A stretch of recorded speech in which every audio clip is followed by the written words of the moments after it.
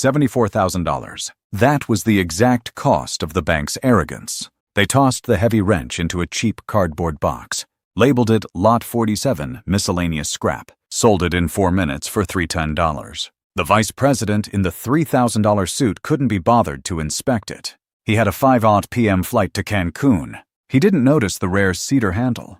He didn't read the faded steel stamp, Proto-1936. Pre-war prototype, 4 left on Earth. The bank threw away a fortune for less than the price of a decent pair of work boots. And they did it to a man who knew exactly how to wait. November in Massachusetts is unforgiving. Gray skies, dead grass. Silas Thorne stood in the doorway of his barn, 68 years old, hands like coarse sandpaper, mapped with the scars of 4 decades of labor. He wore faded denim overalls, the knees worn thin. He didn't speak. His slate-gray eyes just watched the silver Mercedes roll to a stop on the gravel driveway. A driveway that had belonged to the Thorne family for 4 generations. A $150,000 agricultural loan, 3 failed harvests, a busted tractor, foreclosure. To the bank, these were just words on paper. To Silas, it was the end of a bloodline. Julian Croft stepped out of the Mercedes. Custom-tailored European suit, Italian leather shoes. He stepped lightly, carefully, trying to keep the farm's dirt off his soles. Julian was the vice president of asset recovery for Apex Vanguard Trust, a towering financial institution in Boston. To Julian, this farm wasn't history. It was file, Droid A842B, and worse, it was an inconvenience. "Mr. Thorne," Julian said. He didn't look up from his tablet. "We are executing the asset inventory. Everything in the barn, the workshop, and the main house is now sealed." Silas didn't argue. He didn't beg. He reached up, took a worn felt hat from a rusted nail, and placed it on his white hair. "Help yourself." His voice was gravel. Low, steady, no panic, no tears. That bothered Julian. Julian had seen enough foreclosures that emotion no longer moved him. It made him feel powerful. Silas's quiet acceptance felt like a wall he couldn't climb over. Julian waved 2 junior appraisers into the workshop. It was a heavy room, smelled of motor oil, aged pine sawdust, and sweat. Hundreds of hand tools lined the wooden shelves, hammers, wrenches, saws, each one meticulously cleaned and lightly oiled. A cathedral of blue-collar survival. To Julian, it was just a pile of rusted trash. "Too much junk," Julian sighed. He flicked his wrist. A silver Rolex caught the dim light. "I'm not itemizing this rusted garbage. Box it." A junior appraiser hesitated. He held a clipboard. "Sir, standard Apex Vanguard protocol requires a baseline valuation for specialized tools. Some of these cedar boxes look vintage." Julian's eyes went flat. "Are you going to spend 3 hours in this rat hole counting screws?" "My flight board's at 5. Put it on the ledger. Lot 47, miscellaneous tools and scrap. Starting bid, $200. Sweep it clean." From the doorway, Silas watched. He watched the kid dump his father's heirloom cedar boxes into a massive cardboard bin. Metal clanked against metal, a harsh, ugly sound. Silas didn't flinch. His jaw tightened, a single muscle twitching beneath weathered skin. Then he turned. He walked to his rusted pickup truck, the only asset the bankruptcy laws let him keep. He didn't look back. Saturday morning, dust in the air. Copperfield Auctions set up a wooden podium on Silas's dead lawn. 30 local men stood around. Farmers, mechanics, bargain hunters. The auction was surgical. Fast. Tractors, barbed wire, furniture, gone. Silas stood in the back, leaning against an old oak tree, smoking a hand-rolled cigar, his eyes fixed on the dirt. Silence. "Lot 47, the auctioneer's voice crackled through a cheap speaker. 80 pounds of miscellaneous tools, wrenches, hammers, workshop scrap, starting at 200. Nobody cared. It was a dusty cardboard box. 200, a voice said. Caleb, a local restorer. 250, a scrapper mumbled. 310. Caleb kept his hands in his pockets. Silence. Cold air. Sold. $310. The hammer fell. 3 generations of mechanical history traded for less than the cost of a new set of truck tires. Julian Croft wasn't there. He was drinking a cold margarita on a beach in Mexico. File R8842B was closed. The heavy equipment covered the debt. The scrap didn't matter. When the last truck drove away, Silas dropped his cigar. He crushed it with the heel of his work boot. He climbed into his truck, turned the key, and drove off. His truck was older than some of the men at the bank. His boots carried half the county's dirt. But his mind was perfectly clear. 3 days later, a tin-roofed shed 40 miles from the Thorne farm. Caleb sat under a flickering fluorescent tube. Dust motes danced in the pale light. He poured industrial rust stripper into a plastic bucket. Lot 47 was mostly garbage. Sears Craftsman wrenches from 1974, split-handled hammers, stripped bolts. He reached the bottom of the cardboard box. His fingers brushed wood. Not cheap plastic, not rubber, wood. He pulled it out. It was wrapped in an oil-soaked rag, stiffened by decades of neglect. Caleb took a utility knife. He sliced the rag away. Heavy. The metal was dense. Drop-forged high-carbon steel. A matte gray finish that refused to reflect the cheap light above him. The handle wasn't standard. It was rare aged cedar, fastened to the steel with 3 thick brass rivets. Caleb dipped a felt rag in solvent. He rubbed the side of the metal head. Black grime melted away. Letters emerged. Deep, precise stamping from a 1930s die. Proto, exp, Model 003, 1936. Caleb stopped breathing. He wiped his greasy hands on his jeans. He pulled out his phone. He took 3 high-resolution photos. He emailed them to an old contact, a senior appraiser at Sterling Heritage in Boston. 14 minutes later, the phone rang. "Where did you get this?" The voice on the other end was breathless. "Farm auction. A scrap box." "What is it?" A pause. A heavy, crackling silence over the line. "Sit down, Caleb." The appraiser swallowed hard. In 1936, the military commissioned 4 prototypes, high-stress alloy wrenches for Army Air Corps engineers. Too expensive? Never mass-produced. 3 were lost in Europe. The 4th vanished from a military archive in 1950. "You are holding a ghost. Value?" Caleb asked. His voice was sandpaper. A private buyer in Dubai put out a standing bounty last Tuesday. $74,000. Cash. You take it to an open auction, it might break 6 figures. $74,000. 230 times what Caleb paid for the entire box. It was legally his. He had the receipt. He could pay off his mortgage. He could put his daughters through college. No one would know, but Caleb worked with his hands. He knew the unspoken law of the dirt. You do not profit from the stolen tools of a ruined man. That night, Caleb's rusted truck pulled into a gravel lot. A rundown trailer park. Aluminum siding and broken streetlights. Silas Thorne was renting lot number 12. Caleb knocked. The thin metal door rattled. Silas opened it. He still wore the faded overalls. He smelled of black coffee and cheap tobacco. "Mr. Thorne," Caleb said. He took his cap off and held it to his chest. "We need to talk about lot 47. Inside the cramped trailer, Caleb placed the wooden-handled wrench on a cheap plastic folding table. A $74,000 artifact sitting on a $5 piece of plastic. Caleb told him everything. The prototype, the appraiser, the Dubai collector. He pushed the wrench toward the old man. A normal man would have shouted, cried, jumped from the flimsy chair and praised God. Silas did none of that. He leaned back. The plastic chair creaked. He pulled a cigar from his shirt pocket, struck a match. The flame illuminated his deep-set eyes. He exhaled a thick cloud of gray smoke. "You bought it fair, Caleb. Got the receipt. It's yours." His voice was flat. "A frozen lake." "No, Mr. Thorne. The Apex Vanguard suits robbed you. They priced your entire life like scrap metal. I won't eat from their trough." Silas looked at the wrench. He remembered his father keeping it in an old ammo box. A gift from an Air Corps buddy. Too heavy to use on a tractor. Too precious to throw away. "The bank," Silas muttered. The word tasted like ash. They think men like us are stupid. They put a price tag on a man's life without looking him in the eye. Silas reached out. His calloused fingers traced the cedar wood. "I don't want to sell it to Dubai, Caleb." "What are you going to do with it?" The corner of Silas's mouth twitched.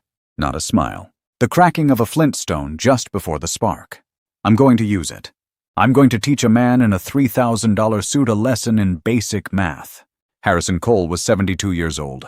His office sat above a failing dry cleaner on Miller Avenue. No frosted glass walls. No Italian leather couches. No espresso machines. Just oak. Dust. Yellowing paper. The rhythmic, heavy ticking of a grandfather clock in the corner. Harrison didn't shout in courtrooms. He didn't pound tables. He won cases by sliding paper cuts under his opponent's fingernails until they bled out. Silas sat across from him. The $74,000 wrench rested on the scratched mahogany desk. Right next to it sat the Copperfield Auctions receipt. Smudged black ink. Lot 47, 310. Harrison adjusted his horn-rimmed glasses. He studied the steel. He didn't gasp. He didn't widen his eyes. Mutual mistake, Harrison said, his voice dry as winter bark. We could sue to void the sale. A judge gives you the wrench back. Caleb gets his $310 refunded. You sell the tool. You walk away with cash. Silas didn't move. His hands remained folded on his lap. I don't want the steel, Harrison. I want my dirt back. Harrison smiled, the quiet, terrifying smile of an old wolf catching the scent of blood on the snow. He stood up, walked to the bookshelf behind him. He pulled a thick black leather book. The gold foil on the spine was chipping away. Uniform Commercial Code. He flipped the heavy pages. The sound of dry paper rasping filled the quiet room. He stopped, tapped a scarred index finger against Article 9. When a bank forecloses, Harrison said, they act as a fiduciary. The law is absolute. They must liquidate those assets in a commercially reasonable manner. They have a legal duty to maximize the value to offset your debt. Harrison took off his glasses. He wiped them with a cotton handkerchief. Julian Croft didn't appraise your tools. He dumped them in a box because he had a 5 o'clock flight to Mexico. That isn't a clerical error. That is gross negligence. The gap between a $310 scrap box and a $74,000 historical artifact isn't a mistake. It is a smoking gun.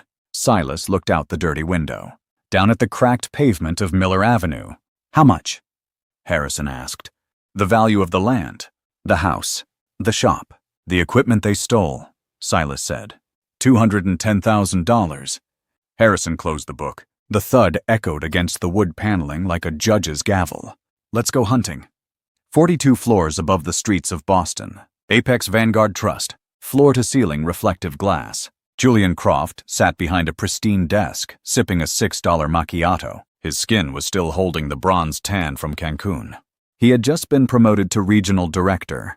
A nervous junior assistant stepped into the room. She placed a thin manila envelope on the glass table. Notice of intent to sue. Plaintiff, Silas Thorne. Cause of action, violation of UCC Article 9.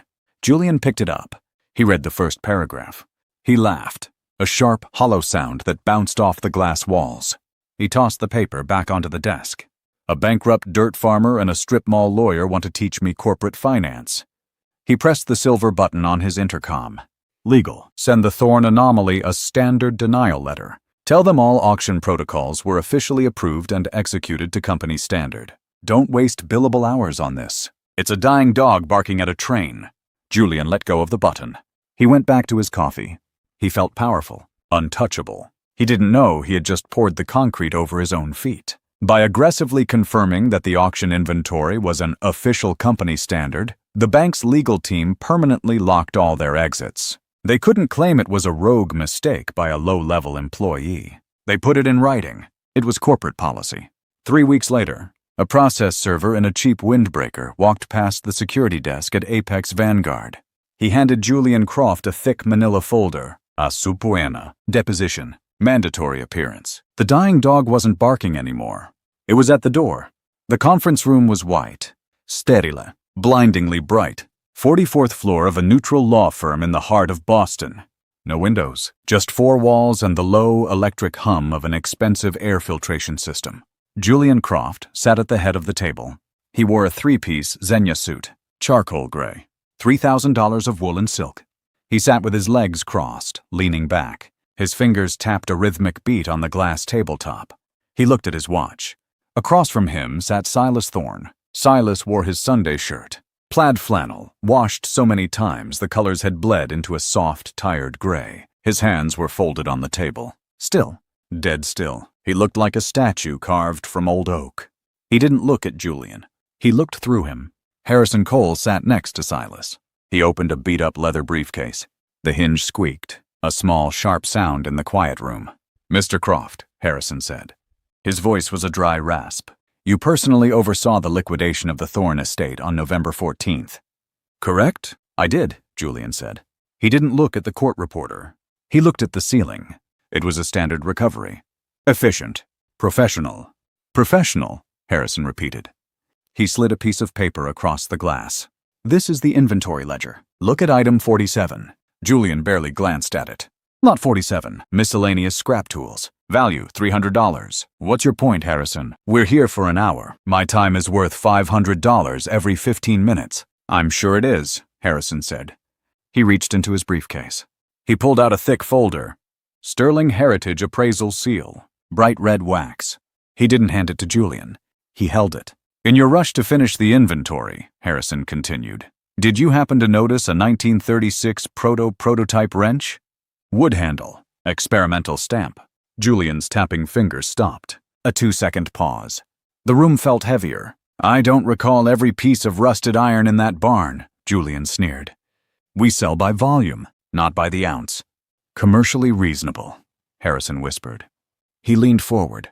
That is the law, Julian. You didn't sell by volume. You sold by negligence. You had an appraisal team on site. You ordered them to stop. You told them, and I quote the junior appraiser's deposition, to box the junk so you could catch Flight 402 to Cancun. The silence in the room became a weapon. Julian's tan seemed to fade, a shade paler. His throat moved. A small, involuntary swallow. Harrison slid the Sterling Heritage report across the table. $74,000, Harrison said. That was the market value of one tool in Lot 47. You sold it for $300. You didn't just lose Silas a tool. You violated your fiduciary duty to the tune of a $250,000 swing in equity. Julian's lawyer, a man in a navy suit who hadn't spoken yet, grabbed the report. He read it. His face didn't change, but his eyes widened. Just a fraction. This is an anomaly, Julian stammered. One tool doesn't change the legality of a multi-acre foreclosure. Silas Thorne spoke, his first words of the day. They hit the room like a hammer. It wasn't just a tool, Silas said. He looked Julian in the eye. Cold, hard, slate gray. It was the law. And you broke it because you wanted to get to a beach. Silas stood up. He didn't wait for the lawyers. He walked to the door. He moved slowly, deliberately. Harrison Cole stayed behind. He pulled a fountain pen from his pocket. He unscrewed the cap. The bank has a choice, Harrison said. We go to a jury trial in a county full of farmers who hate you. Or you sign the settlement, $210,000, the return of the Ironweed title. And you personally sign the apology. Julian looked at the report, then at Silas's retreating back. The glass table reflected Julian's face. He looked small. His suit looked too big. Harrison pushed the settlement papers forward. Sign the paper, Julian, or I'll make sure the Boston Globe hears about how Apex Vanguard Trust loses $70,000 in scrap boxes because their directors are too lazy to work past 4 p.m. Julian Croft didn't speak. He reached for the pen. His hand shook. Just a little. The pen moved. Blue ink. A death warrant for a career. Julian Croft's signature was a mess of shaky lines. He didn't look up. He couldn't. Harrison Cole waited for the ink to dry. He picked up the paper. He folded it slowly. Once, twice. He placed it in his briefcase and snapped the latch. The sound was like a bone breaking. Have a good lunch, Julian, Harrison said. He didn't smile. He just walked out. Julian stayed in that white room for a long time, alone. The air conditioning hummed. A fly buzzed against the sterile wall. He looked at the empty seat where Silas had sat. A man with dirt on his boots had just dismantled a kingdom built on spreadsheets. The fallout was surgical. Apex Vanguard Trust does not forgive a $250,000 loss caused by a margarita flight. Corporate risk management moved in like vultures. They didn't care about the farm. They cared about the precedent. They cared about the negligence. Monday morning, 8:02 a.m. Julian Croft's keycard didn't work. The little light on the reader turned red. He tried it again. Red. A security guard, a man whose name Julian had never bothered to learn in 5 years, stepped out from behind the marble desk. Mr. Croft, the guard said. Your personal belongings have been boxed. They're at the loading dock. Julian stared at him. His jaw worked, but no sound came out. He looked at the elevator banks. The chrome reflected his face. He looked pale. Older. The Xenia suit didn't make him look like a director anymore. It made him look like a man wearing a costume. He walked to the loading dock.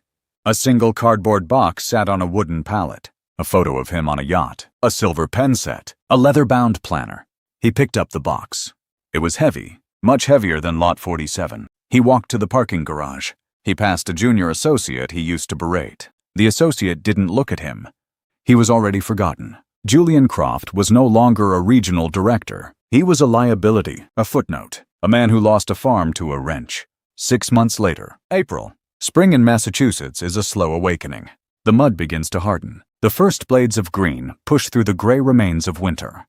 Silas Thorne stood at his gate. Ironweed. The sign had been repainted. Deep black letters on white wood. The title was in his safe. The debt was gone. The bank's settlement hadn't just cleared the loan, it had funded a new irrigation system and a solar array for the barn. The silver Mercedes was gone. In its place was a familiar, rusted truck. Caleb pulled up the driveway. He hopped out, a wooden crate in his arms. He walked over to Silas. They didn't shake hands. They didn't need to. They were men of the same soil. "Bank paid me well for the return, Silas," Caleb said. He set the crate on the bed of the truck.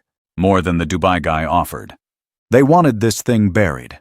They wanted it to disappear. Silas opened the crate. There it was. Proto 1930. The cedar handle felt warm in the morning sun. The brass rivets caught the light. Silas ran his thumb over the experimental stamp. It wasn't scrap. It wasn't an anomaly. It was a bridge. "You keeping it?" Caleb asked. Silas looked at the barn. He looked at the fields where his father and grandfather had bled and sweat. "I'm keeping it," Silas said. But not in a box. Inside the workshop, the smell of oil and pine was back. Silas had built a small frame above his workbench. Not a fancy display case, just a simple frame made of reclaimed oak from the old fence. He placed the wrench inside. He didn't put a plaque under it. He didn't need to list the value. He knew what it was worth. It was worth more than money could measure. It was worth the look on a suit's face when the world stopped making sense. It was worth the dirt under his fingernails. Silas Thorne picked up a hammer. A standard $4 hammer. He went to work. The rhythmic thud of metal on wood filled the barn. A steady beat. The heartbeat of a man who owned his life again. Value is a funny thing.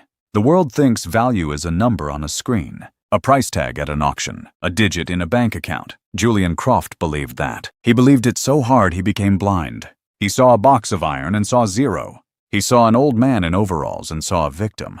But Silas Thorne knew better. He knew that some things are priceless because they cannot be replaced. He knew that silence is a shield. He knew that if you wait long enough, the world's arrogance will eventually build a gallows for itself. He stepped out of the barn and looked at the horizon. The sun was high. The air was clean. Silas Thorne was 68 years old. He had no debt. He had no boss. He had a wrench on his wall and a farm under his feet.